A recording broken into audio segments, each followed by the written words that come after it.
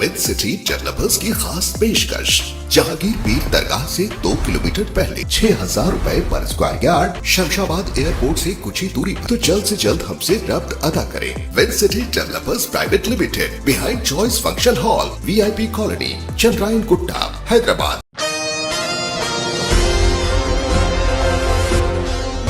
नाज़रीन, इंतखाबात के लिए बहुत ही कम वक्त बाकी रह गया है। ऐसे में तमाम सियासी कायदीन की जानिब से इंतखाबी मुहिम में दुगनी तेज़ी लाई जा रही है।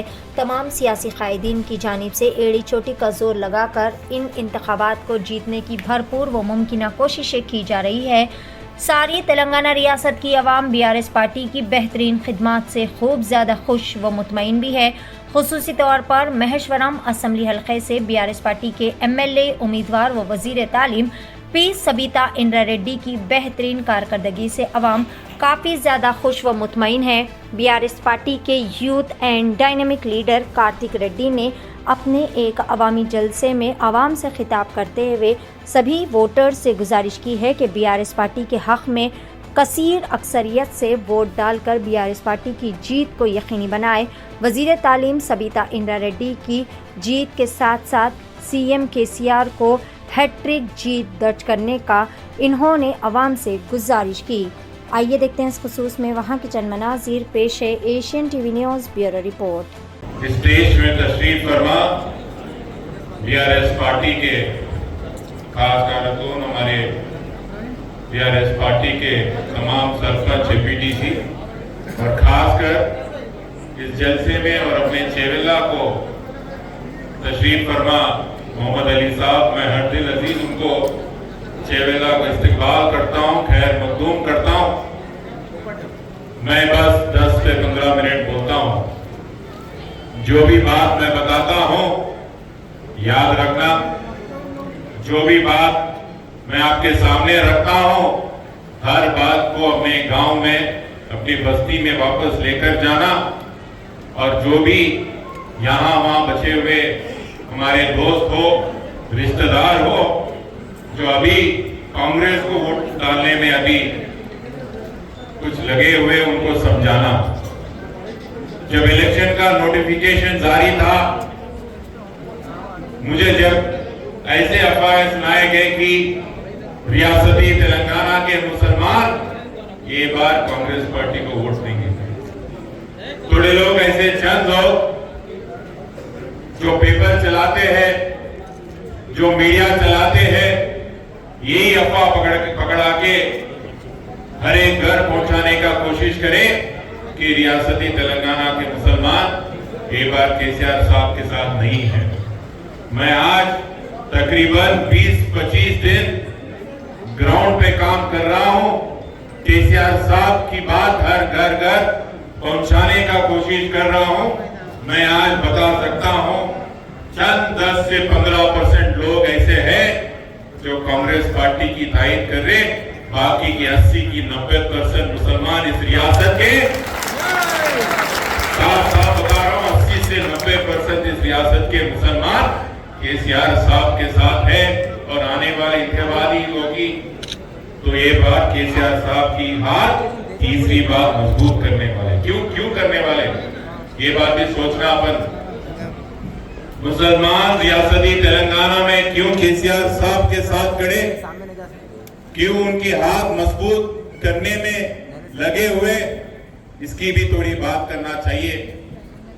एक बात याद रखो, जो सेक्युलर, अपने आप को सेक्युलर पार्टी कहलाती है, जो अपने आप आजाद हिंदुस्तान में 70 साल से मुसलमानों का वोट लेती हुई आ रही इस मुल्क में, अगर आज मुसलमानों की हाल सबसे पिछड़ा हुआ है, सबसे गरीब मुसलमान है आज हिंदुस्तान में, इस मुल्क में, उसकी जिम्मेदारी भी 70 साल से जो मुसलमान वोट देते हुए आ रही थी उनको उठाना पड़ेगा। जो पार्टी को अपन बचपन से अपने दादा परदादा वोट देते हुए आ रहे, कभी भी बस मुसलमानों की वोट पे मोहब्बत थी कांग्रेस पार्टी को, मुसलमानों को एक वोट देते हुए मशीन की तरह फरका उनको, पर कभी इंसानियत की तौर पे नहीं। केसीआर साहब ऐसे एक वजीर आला है जो अभी के हिंदुस्तान में नहीं, हिंदुस्तान आजाद हिंदुस्तान इतिहास में सिर्फ ऐसा एक वजीर आला है जो मुसलमान भाई और बहन को तरक्कियात दिया।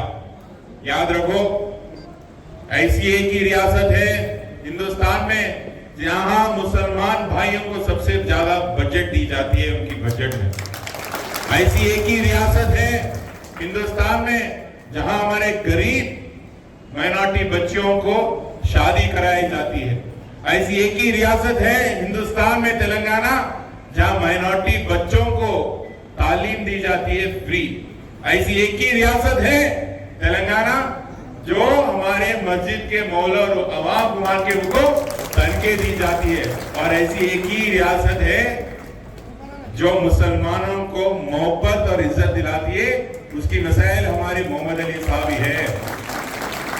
कौन सी भी रियासत में वो कांग्रेस पार्टी की भी रहने दीजिए, एक मुसलमान को पहली दफा डिप्टी चीफ मिनिस्टर और ये दफा होम मिनिस्टर कौन सी भी कांग्रेस पार्टी की रियासत में नहीं है। आप देखते रहेंगे कौन सी भी जलसे में सीएम साहब के बगल में मोहम्मद अली साहब ही बैठते। इसका क्या मतलब होती? इसकी मतलब ये होती कि केसीआर साहब अपन को बता रहे कि यहाँ का गंगा जमुना तहजीब है और हम मुसलमानों की तरक्कियाती नहीं, यहाँ पे हम इज्जत भी देते हैं उनको और मोहब्बत भी करते हैं। ये हमारी रियासत का खास बात है, हमारे लीडर सदर साहब का खास बात है, हमारे वजीर आला के खास बात है। और वो तरफ कांग्रेस पार्टी की सदर उनकी बुनियाद कहां से है? कहां से है भाई? बोलो कहां से है? आरएसएस से। देखे तो 2 दिन पहले कैसे पेश आए नमाज की टोपी से, देखे हो? देखे नहीं देखे? नहीं देखे तो दिखाओ और अगर अम्मा को भी बताओ। जो नमाज की टोपी से बेइज्जती से पेश आते हैं, जो कभी मुसलमानों से मोहब्बत करेंगे। अभी ये बात हमारे कांग्रेस के दोस्त को भी बचे हुए मान को बोल देना। हर वक्त कांग्रेस का मसाइल लेके आते, उनकी हर वक्त वहां की हुकूमत ऐसा काम कर रही वैसा काम कर रही, हमको बताने का कोशिश करते कांग्रेस वाले।